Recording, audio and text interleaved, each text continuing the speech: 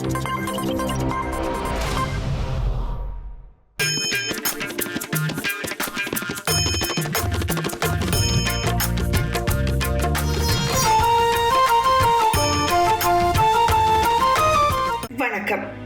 இன்றைய நாள் 2/1/2026 வெள்ளிக்கிழமை.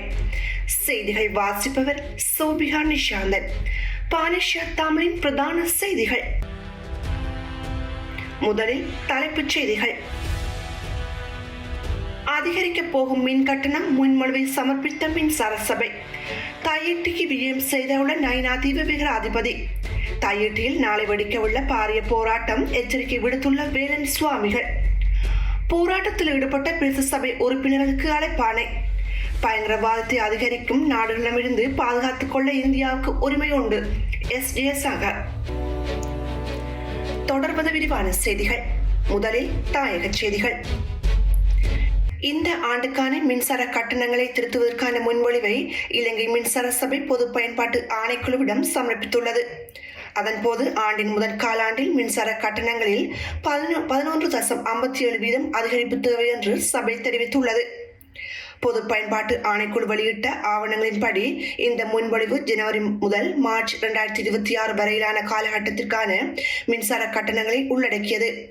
இது வீடு, மத, தொழில்துறை, வணிகம் மற்றும் பிற நுகர்வோர் பிரிவுகளில் எரிசக்தி கட்டணங்களை மற்றும் நிலையான மாதாந்திர கட்டணங்களில் திருத்தங்களை மேற்கொள்ளும். இந்த நிலையில் குறித்த முன்மொழிவு நடைமுறைப்படுத்தப்படுமாயின் வீட்டு மின்சார நுகர்வோர் அனைத்து நுகர்வோர் தொகுதிகளிலும் யூனிட் விகிதங்கள் மற்றும் நிலையான கட்டணங்கள் இரண்டிலும் அதிகரிப்பை காண்பார்கள் என்பது குறிப்பிடத்தக்கது. சட்ட நடவடிக்கைகள் நிறைவடைந்த 170 கிலோகிராம் ஹெரோயின் இன்று அளிக்கப்படும் என்று போதைப்பொருள் தடுப்பு பிரிவின் பிரதி காவல்துறை மா அதிபர் அசோக தர்மசேனா தெரிவித்துள்ளார். புத்தளம் லாக்டோவட் காவல்துறையில் எரியூட்டும் இடத்தில் ஒரு நீதிபதி முன்னிலையில் போதைப் பொருட்கள் எரிக்கப்பட்டு அளிக்கப்படும் என்று அவர் குறிப்பிட்டுள்ளார். கைப்பற்றப்பட்ட போதைப் பொருட்கள் சிறப்பு அதிரடிப்படை வழங்கிய சிறப்பு பாதுகாப்பின் கீழ் தலைமை நீதிவான் நீதிமன்றத்திலிருந்து புத்தளத்திற்கு கொண்டு செல்லப்பட்டதாக காவல்துறை மா அதிபர் கூறியுள்ளார். இதன்படி போதைப்பொருள் மீண்டும் புழக்கத்தில் வருவதை தடுக்க சட்ட நடவடிக்கையின்படி அளிக்கப்பட்டு வருவதாகவும் அவர் கூறியுள்ளார். தையிட்டியின் விவகாரம் தற்போது பேசு பொருளாகியுள்ள நிலையில் நயினாதீவு விகாராதிபதி நவதலக பதும தலைமையிலான பௌத்த பிக்குகள் இன்றைய தினம் தையிட்டிக்கு விஜயம் செய்துள்ளனர். இவ்வாறு விஜயம் செய்த குழுவினர் அங்குள்ள காணி உரிமையாளர்கள் மற்றும் பொதுமக்களுடன் கலந்துரையாடலில் ஈடுபட்டனர். அந்த வகையில் நாளைய தினம் ஒரு போராட்டம் முன்னெடுக்கப்பட உள்ளது. கடந்த போராட்டத்தில் கலந்து கொண்ட சைவ மதகுரு, பிரதேச சபையின் தவிசாளர் மற்றும் உறுப்பினர்கள் என 5 கைது செய்யப்பட்ட விடயம் சர்ச்சையை ஏற்படுத்தியது. அந்த வகையில் குறித்த குழுவானது இன்றைய தினம் அங்கு விஜயம் செய்துள்ளமையானது பெரும் எதிர்பார்ப்புகளை ஏற்படுத்தியுள்ளது. தையிட்டியில் நாளைய தினம் பாரிய எழுச்சி போராட்டம் ஒன்று நடைபெற உள்ளது. இவ்வாறான போராட்டங்களில் ஊடாகத்தான் அடக்குமுறைகளை வெல்ல முடியும் என நல்லூர் சிவகுரு ஆதீனம் தவத்திரு வேலன் சுவாமிகள் தெரிவித்தார்.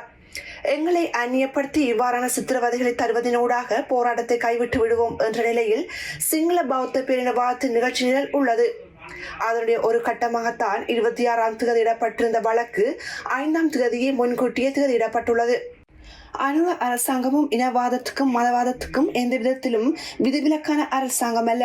திருகோணமலை புத்த சிலை விவகாரத்தின் போது போலீசாரின் கன்னத்தில் ஆழ்ந்த துறவி மீது இதுவரையில் எந்த நடவடிக்கையும் எடுக்கவில்லை என அவர் குறிப்பிட்டுள்ளார். யாழ் தையிட்டி விகாராதிபதியின் பதவி உயர்வுக்கு எதிராக விகாரையின் அருகில் போராட்டத்தில் ஈடுபட்ட வலிகாமம் வடக்கு பிரதேச சபையின் 11 உறுப்பினர்களும் மல்லாக நீதிவான் நீதிமன்றத்தினால் அழைப்பாணை விடுக்கப்பட்டுள்ளது. மல்லாக நீதிவான் நீதிமன்றத்தில் பலாலி போலீசார் தாக்கல் செய்த வழக்கில் நீதிமன்றம் பலாலி அழைப்பு கட்டளை அனுப்பப்பட்டுள்ளது. எதிர்வரும் 5ஆம் தேதி பிரதேச சபை உறுப்பினர்கள் 11 பேரையும் மல்லாக நீதிவான் நீதிமன்றத்தில் ஆஜராகுமாறு அழைப்பாணை வழங்கப்பட்டது. கடந்த ஆண்டு டிசம்பரில் 21ஆம் தேதி தையிட்டி விகாரின் முன்பாக விகாராதிபதியின் பதவி உயர்வுக்கு எதிராக வலிகாமம் வடக்கு பிரதேச சபை உறுப்பினர்கள் போராட்டத்தில் ஈடுபட்டனர். அன்றைய தினம் போராட்டத்தில் ஈடுபட்ட வலிகாமம் வடக்கு பிரதேச சபை தவிசாளர் உட்பட 29 பேரும் மல்லாக நீதிவான் நீதிமன்றம் கட்டளை பிறப்பித்திருந்தமை குறிப்பிடத்தக்கது. வலிகாமம் வடக்கு பிரதேச சபையின் தீர்மானத்திற்கு அமைய தையிட்டி திஸ்ஸ ராஜகம விகாரியின் முன்பாக சட்டவிரோத கட்டிடம் என பெயர் பலகை நாட்டினால் சட்ட நடவடிக்கை எடுக்கப்படும். பிரதேச சபை செயலாளர் பலாலி போலீஸ் நிலைய பொறுப்பு அதிகாரிகளால் எழுத்து மூலம் அறிவுறுத்தப்பட்டது. இந்நிலையில் இந்த விடயம் தொடர்பாக நேற்றைய தினம் வலிகாமம் வடக்கு பிரதேச சபையின் விசேட அமர்வில் விவாதிக்கப்பட்டது.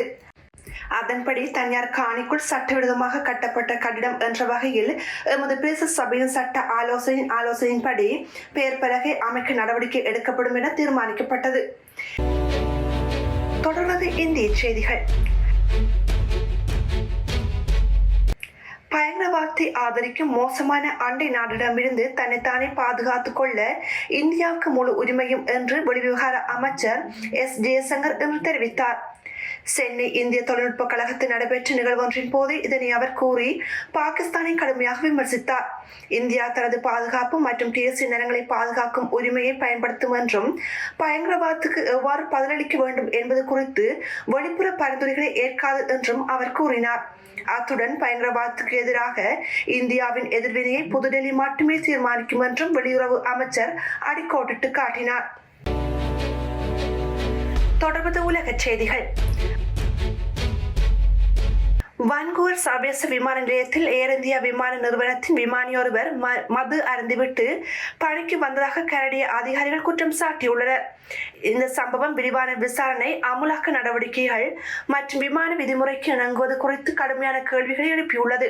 இது தொடர்பில் கனடா போக்குவரத்து நிறுவனத்தின் வெளியுறவு செயல்பாட்டுத்துறை ஏர் இந்தியா அனுப்பிய முறையான தகவல்களின்படி 2025 ஆண்டு டிசம்பர் 23 அன்று 2 முறை மூச்சு பரிசோதனை செய்ததில் அவரது அமைப்பில் ஆல்கஹால் இருப்பது உறுதி செய்யப்பட்டதை அடுத்து விமானி பணிக்கு தகுதியற்றவர் என்று கண்டறியப்பட்டது. அந்த நேரத்தில் வான்கூவரில் இருந்து வியன்னாவுக்கு ஏர் இந்தியா விமானத்தை AI-186 விமானி இயக்க திட்டமிட்டிருந்தார். எனினும் விமானியின் உடல் தகுதி குறித்து கவலைகள் எழுந்ததை அடுத்து ராயல் கனடிய மவுண்டன் போலீசார் இந்த விடயத்தை தலையிட்டதாக அந்த கடிதத்தில் கூறுகின்றது. இந்த சம்பவத்துடன் தொடர்புடைய பல ஒழுங்குமுறை மீறல்களை கனடிய அதிகாரிகள் அடையாளம் கண்டுள்ளனர்.